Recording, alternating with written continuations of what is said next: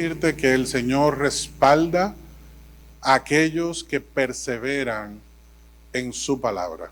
Dios respalda y bendice a aquellos que confían en esas iniciativas, en esos pequeños pasos que abren camino al andar delante de nosotros. Aunque usted no diga amén. Y a propósito de todo este aprendizaje, quiero que hablemos de un tema especial. Quiero que hablemos sobre el duelo y la resiliencia social, como una mirada a una nación que desea levantarse, un pueblo que desea levantarse, un pueblo que ha decidido no quedarse observando los acontecimientos, sino que desea ser parte de la transformación y del cambio. Esa nación, ese pueblo, somos tú y yo. Y toda la iglesia de Cristo, esparcida por todo el mundo, que está llevando un mensaje de esperanza y que muchas veces sufre, porque en el proceso sufrimos cambios, sufrimos pérdida. En el proceso sufrimos por amar la verdad. Cristo fue a la cruz por decir la verdad, pero no se detuvo. Esteban fue apedreado por su fe, pero no dejó de predicar. Muchos hombres y mujeres a través de la historia igualmente siguieron adelante, fueron valientes. Y tú y yo somos parte de esa nación, de ese pueblo adquirido por Dios, para que seamos valientes y para que veamos fruto en el esfuerzo que realizamos día a día.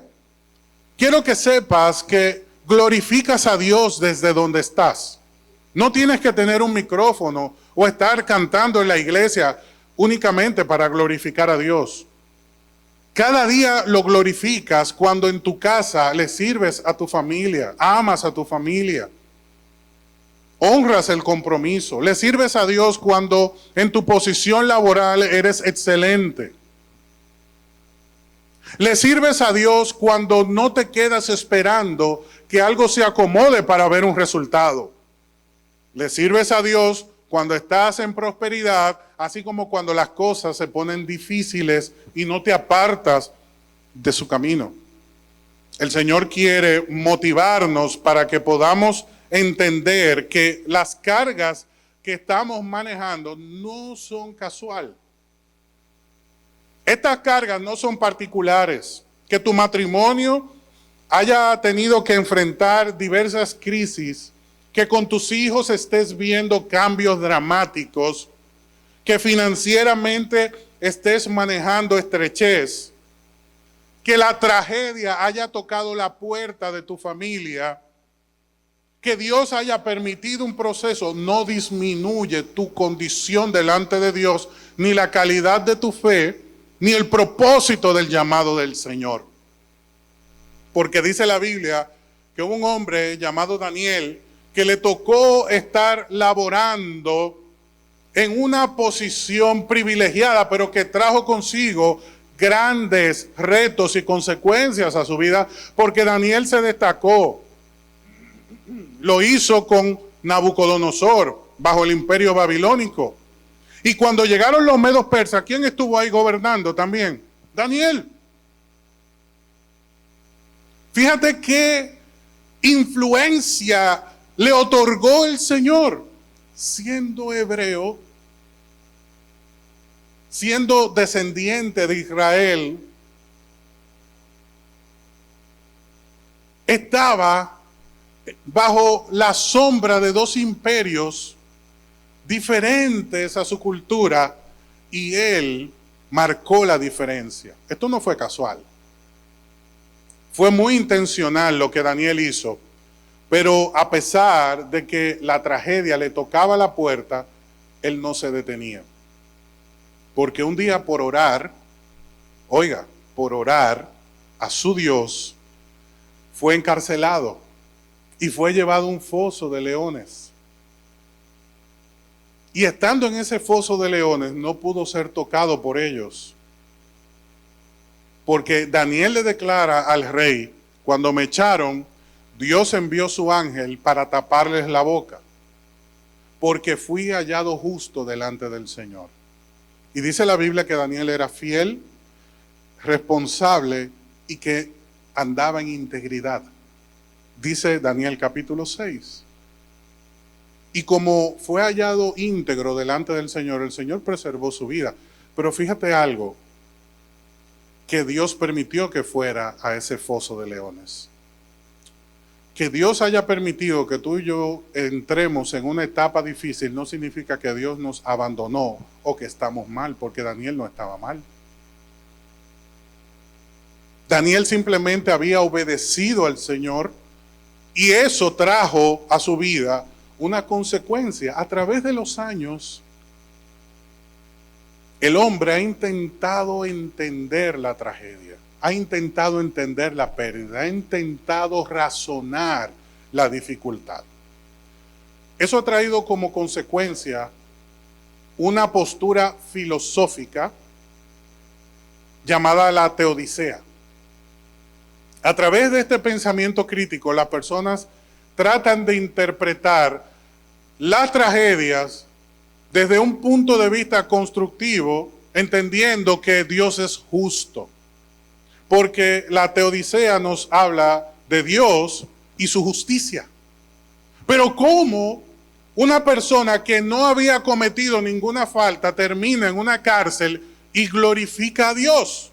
¿Cómo una persona que no ha hecho nada malo lo pierde y glorifica a Dios? ¿Cómo el apóstol Pablo termina en una cárcel por predicar el evangelio y glorifica a Dios? Esto nos habla de convicción. Esto nos habla de que cuando Dios está en nuestro corazón, no hay carga que pueda apartar nuestra mirada del propósito que Él tiene para nuestra vida. Pero lo cierto es que hay momentos en los cuales nuestras fuerzas se agotan. Porque así como yo veo a Daniel fortalecido enfrentar leones, que siempre de manera jocosa, yo digo que cuando el rey fue y preguntó, Daniel, ¿estás vivo? Daniel le respondió, sí, Dios me salvó, pero él estaba haciendo unas trenzas a los leones porque estaba entreteniéndose en lo que llegaba. Estaba jugando con ellos, estaba ahí, no lo pudieron tocar. Pero la misma palabra de Dios dice que aquellos que levantaron esa persecución contra Daniel, el rey dice, como ustedes actuaron mal, los voy a echar en el mismo foso. Pero dice la Biblia que antes de ellos caer al suelo, ya los leones habían saltado y los habían devorado, antes de caer al suelo. Fíjense qué diferente. Como la justicia de Dios guarda a Daniel, pero permite esta dura consecuencia sobre estos funcionarios que levantaron calumnias contra un siervo de Dios. Al ver este panorama surgen esas preguntas en nuestra vida. Y es lo que hoy quiero que tratemos. Cómo en las manos de Dios, únicamente en sus manos, la tragedia puede tener sentido, puede recibir consuelo. Pero es únicamente bajo la protección divina. Porque Dios no evita los procesos ni devuelve a las personas cuando hay una pérdida, sino que atiende nuestra necesidad, sana nuestro corazón y nos muestra el propósito. Porque tú puedes decir que Job, el Señor lo remuneró, lo bendijo y le restauró al doble todo lo que tenía. Sí, pero los hijos que fallecieron no resucitaron, los perdió. El ganado que murió no resucitó, lo perdió. Él tuvo que iniciar un nuevo camino de la mano con el Señor. Y es el punto en el cual tú y yo nos encontramos hoy. Porque un día nuestra vida puede estar fortalecida como la de Daniel y otro día puede estar intimidada como la de Elías. Y ambos eran profetas del Señor. Y si pusiéramos en balanza estos dos hombres, yo no sabría cómo definir quién tuvo más influencia. Elías fue pionero en sus días en el ministerio profético. Así como Moisés introduce la ley, como oficio, Elías introduce el ministerio profético.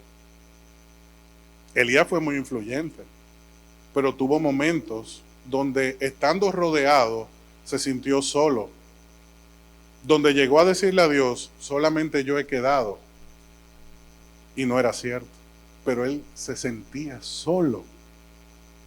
Y me encanta ver cómo Dios no le obliga a seguir adelante predicando o cumpliendo el llamado, sino que Dios lo lleva aparte, lo alimenta y de manera terapéutica sana sus heridas, sus temores, sus dudas.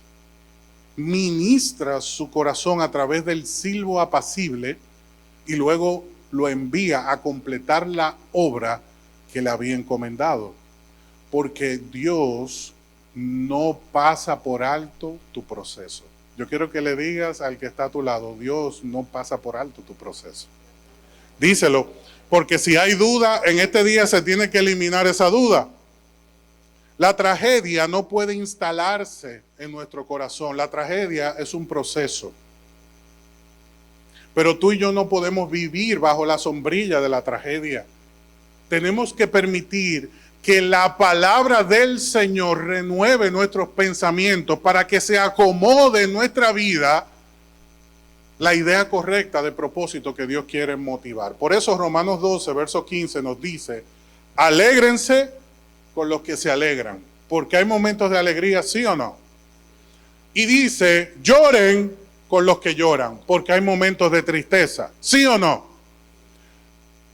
¿Desde qué punto puedes hoy presentar tu alabanza? Si estás tranquilo emocionalmente, financieramente, tú llegas y presentas una alabanza de acuerdo a tu condición. Pero si hay un proceso latente en tu mente, no va a ser fácil adorar al Señor. No va a ser llevadero poder decirle, Señor, cuánto te amo.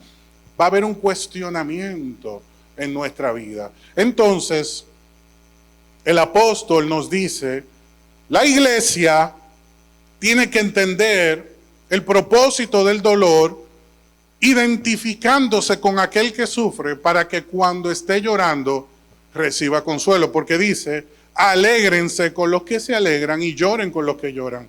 El primer paso que Dios quiere que entendamos hoy es que el otro supera sus dificultades cuando yo le apoyo. Y cuando yo le apoyo y yo sufra dificultades, yo recibiré igualmente ayuda de aquellos que fueron consolados a través del testimonio que yo pude dar. Porque si yo siembro en el Señor justicia, voy a cosechar. Y si yo siembro amor, voy a cosechar. Y si yo siembro discordia, cosecharé tempestades, tormentas. No puedo esperar lo contrario. No funciona así. El diseño de Dios trabaja bajo la orden universal de la siembra y la cosecha. Por eso, además de yo buscar justicia, me hiciste algo, pues yo quiero que esto se solucione. Pero además de yo buscar justicia, es necesario permitir que sane el corazón. Porque ¿qué pasa si yo daño a Coqui?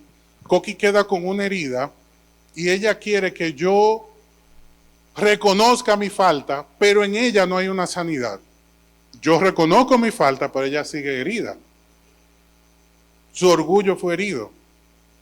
Ya el tema conmigo pasó, pero al quedar la huella de ese daño, todo lo que se parezca a lo que yo sufrí, yo lo introduzco en esa misma gaveta, se va acumulando una falta de restauración y crece algo delicadísimo que nosotros definimos bíblicamente como una raíz de amargura.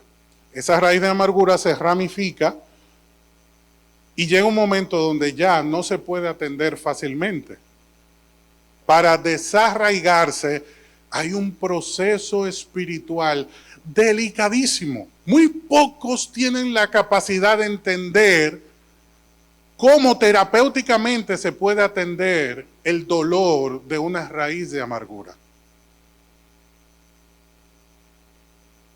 Y te voy a decir algo muy delicado. Solo aquellos que han vivido el duelo pueden entender el dolor de otro y desde ese punto ir y ser instrumentos para llevar sanidad. ¿Quién sabe cómo era conocido Jeremías, el profeta? Te hablé de Daniel, te hablé de Elías, ahora vamos a hablar un poquito de Jeremías. El llorón le decían. El llorón. ¿Y por qué? Porque se quejaba mucho. Mire, era siervo de Dios, un libro hermoso, una inspiración, bueno, dentro de los profetas, que eran muchos, él pertenecía a un grupo selecto de 4, que son denominados los profetas mayores, no porque eran mayor que los otros, sino porque recibieron una cantidad de revelación enorme. Jeremías fue especialista en la restauración. Pero ¿tú recuerdas cuál es el segundo libro que Dios inspiró en su vida? Lamentaciones. ¿Y por qué, terapéuticamente hablando, Jeremías era tan efectivo? Porque él conocía el dolor. Por eso nuestro Señor Jesucristo no envió a un arcángel a morir por nosotros, sino que el libro de Hebreos nos dice que Él conoce nuestro dolor y que fue tentado en todo igual que nosotros. Por eso cuando tú oras, tú no estás hablando con un Dios sempiterno, encampanado en su trono, que no conoce tu debilidad, sino que la padeció igual que tú, y cuando tú oras, Él entiende tus lágrimas.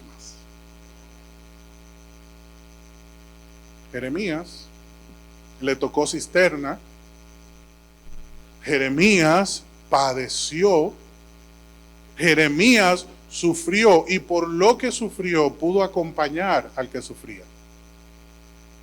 Cuando Dios permite algo dramático en tu corazón es porque la obra que Él tiene a través de ti va de la mano con ese proceso. Y no es un premio de consolación. Es que tú y yo tenemos que aprender a evangelizar el duelo y la situación que estamos viviendo. No indica que una persona que no haya vivido algo no pueda aconsejar a otro, pero nos identificamos con mucho mayor facilidad con aquel que me dice, yo tuve que vivir lo mismo que tú. Inmediatamente, ¿cuál es la pregunta? ¿Y qué hiciste?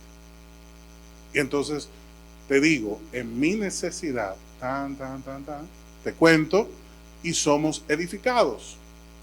Con respecto al duelo, Dios no quiere que nosotros sencillamente estemos teorizando acerca de cómo vivir la dificultad de una mejor manera. Dios no quiere solamente que yo aporte soluciones. Dios quiere que el que sufrió sane. Y aquel que viene del proceso de la dificultad y fue sanado puede guiar a aquel que necesita justicia, aquel que necesita verdad, aquel que por la falta de responsabilidad de terceros fue agraviado. El dolor no nos puede robar la esperanza. El duelo no puede prolongarse en nuestra vida más allá de lo que conviene, porque el duelo sensibiliza. Y la Biblia dice que hay más reflexión, más sabiduría en el duelo que en la alegría, pero el duelo no puede prolongarse demasiado, como la adrenalina no puede estar todo el tiempo en nuestro torrente sanguíneo, como tampoco otras hormonas, otras partes de nuestro cuerpo no pueden estar activas todo el tiempo, se activan en el momento necesario. Algunos han satanizado el cortisol. Uy, el cortisol es malo. El cortisol lo puso Dios. El cortisol es como la chispa de la bujía que prende el carro, pero el vehículo no puede estar todo el tiempo tirando esa chispa inicial. Se quema el motor de arranque. Solamente sirve para despertar. El cortisol hace lo mismo. Se va a caer un coco y uno brinca. Inmediatamente uno se queda como alerta. El sentido arácnido se despierta. Y el que está a tu lado dice, oh, pero no conocía esa faceta. Pero usted no puede vivir todo el tiempo en alerta, porque se vuelve una persona reaccionaria. y va a tomar malas decisiones. El Señor quiere que logremos un balance, que entendamos la característica del individuo resiliente, que es una persona que confía en Dios, que sabe que Dios está en control, pero también la persona resiliente sabe valorar y reconocer sus emociones. Qué hermoso cuando una persona sabe decir, me siento triste. ¿Qué te pasa? Y tú nada, las ojeras por aquí. Las damas 3 semanas sin esa atención salonera. El hombre sin acicalarse, sin cuidarse, sin recortarse. Y te preguntan, ¿y qué te pasa? No, nada. Y todo el mundo te ve muerto en vida. Pero qué bueno cuando yo tengo la capacidad de reconocer mis emociones. Me siento devastado, me siento mal, estoy triste. Qué bueno cuando yo puedo decir, necesito ayuda. Qué bueno cuando yo puedo acercarme al otro y decir, ¿me puedes dar un consejo? Eso no te debilita, eso no te hace inferior. La persona resiliente mantiene su fe, pero también acepta que Dios no puede ser juzgado. Y muchos hoy podemos tener un pleito con Dios. ¿Por qué hiciste? ¿Por qué permitiste?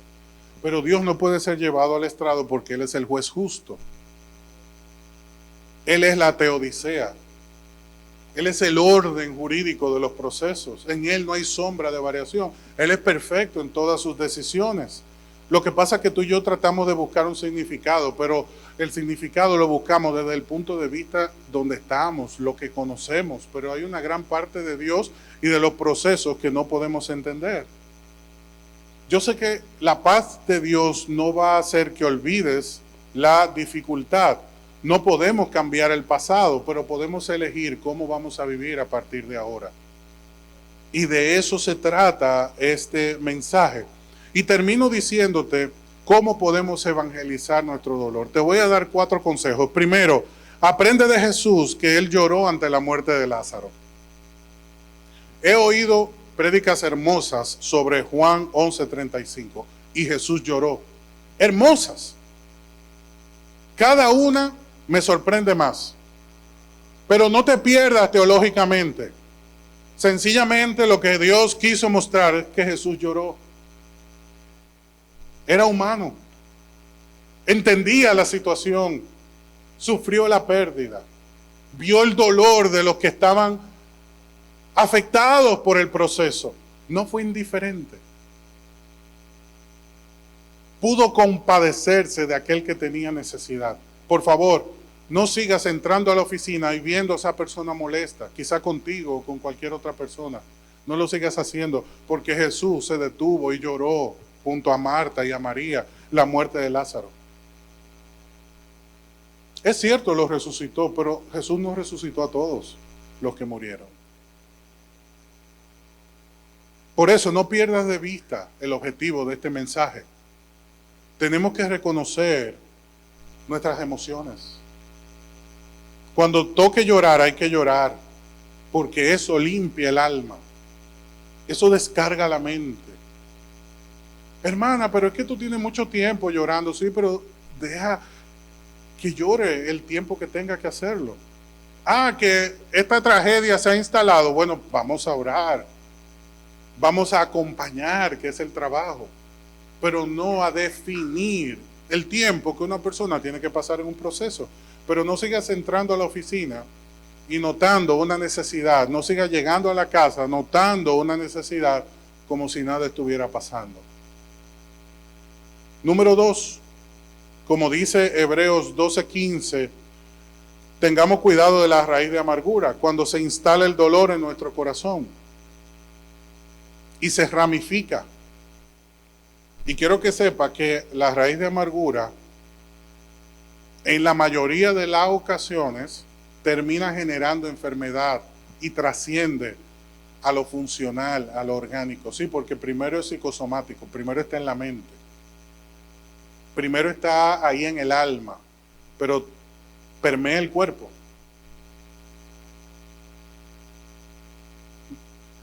El salmista dijo que cuando estaba triste, ¿qué pasó con sus huesos? Se secaron, se envejecieron.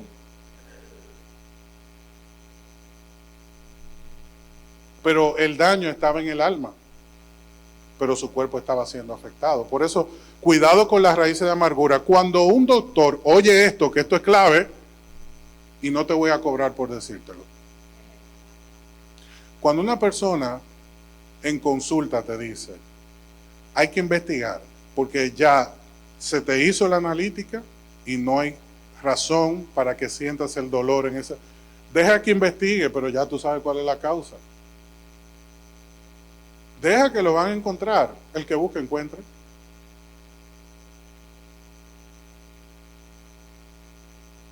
Y cuando no encuentran nada, hay una solución. Tú estás tomando cúrcuma. Tú no has probado el té de cúrcuma. Oye, hemos gastado $500,000 ya, pero no te había hecho la pregunta. Entonces tómate ese té de cúrcuma. Hermano, ustedes lo entregaron. Porque se entendió que no había una razón médica para que esa situación que usted está sintiendo se detone. Raíz de amargura. Cuando tú vas al Señor, Él trata contigo y el dolor desaparece. ¿A usted no le ha pasado que usted tiene una carga, una enfermedad, algo, y alguien lo invita y usted se pasa un fin de semana con esa persona y se le quitan todos los dolores? ¿Eso fue terapéutico? ¿Y qué pastilla usted tomó? ¿Qué terapia? ¿O a usted le hicieron? No, sencillamente usted se desconectó del sistema que lo estaba contaminando. Porque hay temas que son espirituales. Número 3, aprendamos de Nehemías, que reconstruyó en medio de las ruinas, en su proceso. Hay momentos en los cuales nos toca reconstruir. No es una tarea fácil. No es fácil. Es muy costoso. Pero vale la pena. A veces nosotros miramos el matrimonio, por ejemplo, y decimos, bueno, yo creo que es mejor cortar por lo sano que fajarse con esta situación. A veces miramos la relación y decimos, es mejor yo olvidar lo que tengo que hacer, hacerme el loco. Usted sabe que David se hizo el loco en una ocasión. David se hizo el loco. Aunque usted no diga amén. Y los filisteos mirándolo, dice, pero ¿y este no es el que nos ha acabado tantas veces? Y él se hizo el loco. Yo le estoy diciendo que se haga el loco, no, para nada. Lo que sí le estoy diciendo, que hay ocasiones en las cuales nosotros entendemos que lo mejor es soltar y ponerle una tapadera a la situación y seguir como si nada hubiera pasado. Eso no es resiliencia. No es reingeniería. Porque tarde o temprano brota. Aunque usted no diga amén. Nehemías decidió reconstruir. Y eso le costó mucho, pero valió la pena. En un tiempo récord, logró colocar los muros en derredor de la ciudad para restaurar la confianza del pueblo en un momento clave de su historia. Lo más fácil es que Nehemías, que estaba en la corte, se hiciera el tonto. Pero Dios lo inquietó. Y el rey le dijo, usted sabe que el copero no podía ir triste donde el rey. No, tenía que estar en condiciones, entrar en la presencia del rey, pero Nehemías no pudo ocultar su pena, porque su pueblo estaba en ruinas. Y el rey le dijo, ¿qué te pasa? No ocultó su dolor. y hizo la oración más corta registrada en la Biblia, porque dice la Biblia que Nehemías oró y le dijo al rey. O sea que fue una oración instantánea, en la mente. El rey tomó su clamor y le dio todo lo que necesitaba. Y en un tiempo récord reconstruyó los muros. A ti y a mí nos toca asumir el llamado. Dios se encarga de suplir lo demás. Pero si no damos el paso, no veremos resultados. Por último, Gálatas 6:2. Ayúdense. Mira al que tienes a la par y dile, ¿en qué te puedo ayudar? Usted no se imagina cómo esa sencilla frase cambia el ánimo de una persona. Pruébalo. Que llegues un día y tu esposa tenga empuñado el cuchillo en la mano, o tu esposo, y que tú le mires las intenciones de que hay algo que le molesta y esté cortando esos alimentos, pero con ira, o deshuesando un pollo. En una ocasión yo vi lo que Carolina le hizo un pollo y yo le dije, Keiber, anda fino, hermano. Carolina tomó una de las patas. Toda la carne se quedó en su lugar y el hueso limpio en la mano. Yo le dije, Keiber, por el amor de Dios, anda fino. Que un día te despiertes y tú dices, no me puedo mover, te sacaron todos los huesos.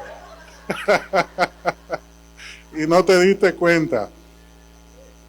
Pero ¿qué pasa? Si usted ve a una persona así molesta y tú le dices, ¿qué puedo hacer? ¿Cómo te puedo ayudar? Estás dando el primer paso. Pero tú no puedes decirle, tú siempre tienes la misma cara, porque eso va a traer un mayor conflicto. Si tú vas a una empresa a buscar un servicio y te atienden mal y tú fuiste predispuesto, eso es gasolina. Y mire, la persona que usted tiene al frente no es dueña de la empresa, pero usted paga todo con esa persona. Pero si esa persona te dice, ¿en qué te puedo ayudar? Inmediatamente hay un cambio psicológico que nos va a ayudar a lograr una solución. Por eso yo te animo para que preguntes en este día, ¿cómo puedo aportar? Mi actitud está contribuyendo. Estoy dejando que el dolor se estanque en mi vida. Yo termino con esta anécdota. En una ocasión, llega una gran tormenta a una ciudad. Fue devastadora. Uno de los dueños de propiedad decide salir a hacer una inspección. Se sorprendió porque notó que todos sus árboles estaban en el suelo, menos uno. Ese que estaba de pie llamó su atención, porque todos se cayeron y ese sigue de pie. Para mayor sorpresa, todos los árboles que se habían roto, que se habían quebrado, eran centenarios. Árboles firmes, sólidos, que se destacaban a la distancia. Pero ese árbol que quedó firme estaba afectado. La tormenta lo golpeó, pero estaba allí de pie. Y cuando se acercó se pudo dar cuenta fácilmente que la tormenta logró derribar a aquellos árboles que estaban firmes porque no tenían la capacidad que ese árbol sencillo aplicó durante la tormenta. Cuando los vientos golpeaban, ese árbol se doblaba. Los otros se mantenían firmes. Pero ese árbol tenía la capacidad de doblar sus ramas y el viento lo golpeaba, pero no lo quebraba. Y esto fue una gran enseñanza para él. Él dijo, Yo tengo que ser como este árbol, doblarme para no quebrarme. En este día el Señor quiere que tú recibas esa misma enseñanza, porque ante la situación que estás viviendo, que es crítica y nadie la puede disminuir, es necesario que te dobles ante la situación para que no te quiebres. Está en tu mano si se echa a perder lo que durante años se ha construido, o das tu brazo a torcer y ganas la batalla. Está en ti. O ganas la batalla y das tu brazo a torcer, o te mantienes firme y te rompes. Tú decides.